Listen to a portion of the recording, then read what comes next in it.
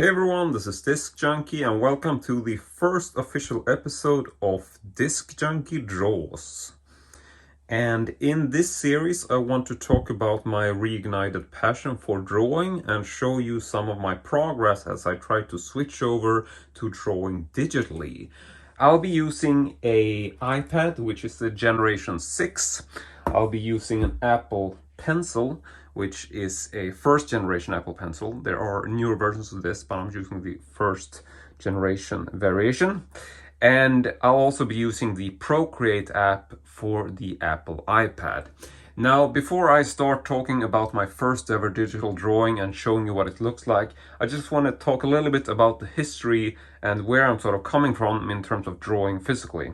So I've always been drawing with sort of ink pens, and most typically I'll use these very sort of fine tip pens, even though my style in general actually uses fairly thick lines. And I've actually dug out some of my old drawings. This is stuff from all over the years, basically, going back to my years in school when I was a teenager. This is probably when I was most sort of prolific in terms of drawing. So this will show you a bit of my general style. I tend to use fairly sort of thick lines, but these are all made for the most part using a very fine tipped pencil. So I just keep reworking the lines until they get to a thickness where I am happy with them. But the problem with these drawings is that generally I was never really happy with the end result. And this is also part of why I have essentially stopped making drawings these days.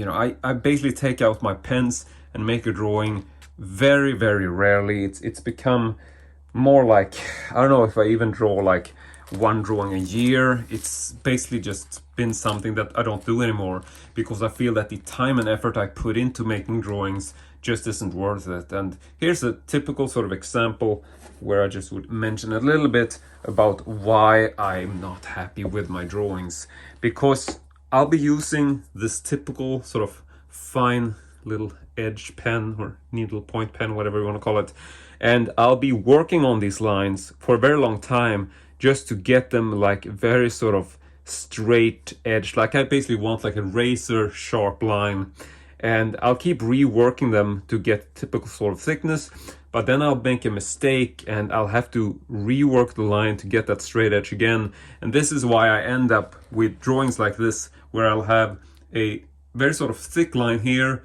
and a much less thick line here, even though I was probably aiming to get the sort of same thickness all around. But when you're drawing physically, you can't undo this. I mean, this is ink, and I was never into sketching. I basically wanted to get the high contrast image, and I wanted to get this right away because I didn't really have the energy or the sort of focus span of drawing like a sketch and then working with, it wasn't really my style. That's basically what I'm saying. But in any case, now I am attempting to move over to drawing digitally, and this is something which was suggested to me by my dear sister, and she is actually a professional illustrator. So she has been working with an iPad and an Apple Pencil for quite a few years now and have essentially switched over to drawing digitally 100% when it comes to her work. So I was really curious about this, and she came over one day and sort of showed me the basics of this program, which is called Procreate, which is what she uses. And this is a surprisingly cheap program. This is a one-time sort of fee that you pay. It's costing about 17 euro, I think. And you can get this in the App Store. And it's actually a really, really powerful tool to be using. It has a lot of functionality, which you can see in programs like Photoshop. You can work with layers. There's like animation features, and it's just a really, really effective and great tool to use, to be honest. From what I've seen so far, I'm just really, really enjoying it. And so she thought that maybe this would be something for me, because the main reason for why I stopped drawing is because I was never happy with the end result, and I always felt like, you make a mistake and it's there, you can't fix it. But when you draw digitally, you can always undo everything that you do. So if you're not happy with a stroke that you made, you can just, click the undo button and go back. And I think that this is also the one thing that will sort of save my creativity when it comes to drawing, because I've spent so many years thinking like, it's not worth the effort, it's not worth the time that I put into it, and I'm never really happy with the result. So it's going to be really exciting to see what will happen now when I venture into this world of digital drawing. But now I think I've talked way too much about this, and sorry that the intro became so long, but I just wanted to tell you a little bit of where I'm coming from. So without further ado, I'm just going to start the iPad here. See if we can unlock this. There we go. So now we got the Procreate program, and I'm not going to talk too much about the features in this program, but there are great tutorials out there if you want to get into this. And without further ado, let's just go ahead and begin with the first drawing.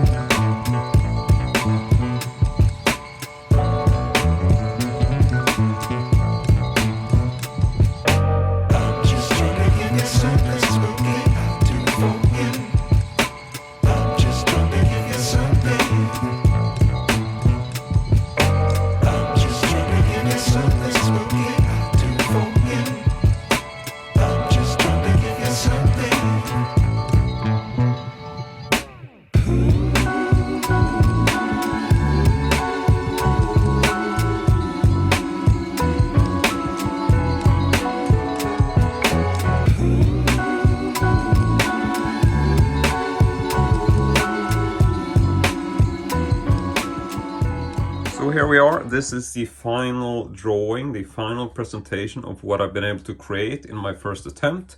Now, I am really quite happy with this, and I am going to just show you and talk a little bit about the final presentation. Usually when I'm starting out, I never really know what I'm about to draw. It's basically a process where sometimes I'll have an idea, but a lot of the time I'll just start drawing something and see where I end up. And this was one of those instances where I started with something, and as you saw in the time lapse, I made quite a few changes in terms of I wasn't really sure what I was going for at all. So there's a lot of different sort of variations, and then this thing sort of basically just grew from nothing. And I did a lot of changes over time until I ended up with this thing. For example, I did work with some of these sort of veins popping sort of in the eye area, but I didn't really like the look of that in the end, so I decided to remove them. So, I mean, this is exactly the kind of stuff that makes me feel like this is going to be such a great tool for me, because it really eliminates that problem that I've had in the past where I'm not really satisfied and I keep making mistakes, and then I just feel like I can't draw, like it's just not worth the effort for me. But now I can get past that, so I'm feeling really excited about this. Another thing which I really liked about this first drawing, which I'm really happy about, was that I'm starting to experiment not only with colors, because this is fairly new to me. As you saw in the binder there, I usually work with just white paper and a black ink pen. So it's usually black and white, very high contrast, which I do love, and I've kept that style because this is really part of what I like to do. I'm not really a sketch kind of person. I really like the high contrast images, but working with colors and shadows for the first time, at least in like the modern day age, actually working with it in a color image like this. So I'm really happy with what I was able to do with like the sort of shadowing and the highlights on the hair. Just some simple tips from my sister, who also started working with this fairly recently actually, because this has also not been sort of part of her typical style of drawing. And I gotta say, I'm really excited about working with shadows and highlights, and I think I'm probably gonna implement this as a standard for my drawing, because I really like how this basically makes the image pop and bring it to life in a way which I've honestly never seen in my drawing. So this is really exciting for me. I'm also really happy with the way I was able to put some slight sort of curved shadows in each sort of line of the hair. And you know, obviously this isn't like a realistic looking hair, but I'm not a realistic looking kind of person who makes drawing or makes drawing look realistic. That's not really what I'm about. As you can clearly see, I make very much more sort of fictional or fantasy comic style characters. But yeah, really happy with the colors, really happy with highlights and shadows. I did do some sort of various styles here where I would use black lines, which are very much part of the original drawing. I'm working with layers here, so I have one sort of base layer, which is sort of hard to show you on screen, but I have a base layer where I'm working with black, just sort of the outlines, and then I'm working with various layers where I use shadows and stuff like that. So just to show you quickly so you get an idea of this tool and why I really like it so much, is this is basically like you have a bunch of layers and you can work with this just like you work in Photoshop. You can basically tap layers to hide them, and with that you can basically just really sort of work with stuff on a layer type basis, which I think is amazing. This is something I've never really, I mean, I worked with Photoshop on various projects. I love Photoshop. It's a great tool that I use a lot when I do images and stuff for graphics in my videos and whatever. But working with it as part of an artistic tool in combination with drawing is quite new to me. So I was really excited to do this, and also working with a pen, working with layers, it's actually really practical. And so, you know, clicking around the menus and everything like that, it works really well using the Apple Pencil, I have to say. So I'm really impressed with just my first experience of working with these tools in combination. So if you want to try this, I mean, you can draw with your fingers on Procreate. So if you want to just try the program without buying the pencil, you know, you can do that. But I would really advise anyone who's looking to get into trying to draw digitally to buy an Apple Pencil. There's also like an animation assistant, and you can do time-lapse with built-in functions, which is what I used to create the time-lapse which you just saw, where you see the drawing. I wanted to mention that there is a statistics function built into Procreate, so you can actually see how long time and number of strokes you have made on each drawing. And this is something I thought I would take a standard of mentioning in the video, because it's one of those typical questions where people tend to ask me, like, how long does it take you to make a drawing? At least in terms of when I used to make physical drawings. So for this first drawing, I can mention that this has a total of 2,934 strokes made according to Procreate, and the tracked time of how long I've been working on this actively is 5 hours and 11 minutes.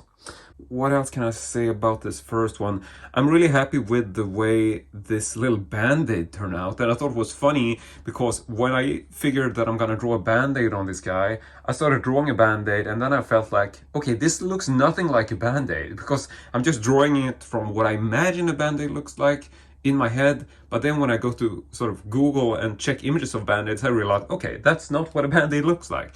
But I was really happy with what I made here, and this was based on looking at images of actual band-aids and also making the little sort of shadow and highlight for the little pad underneath. I thought was really effective, and I'm really happy with the way that ended up looking.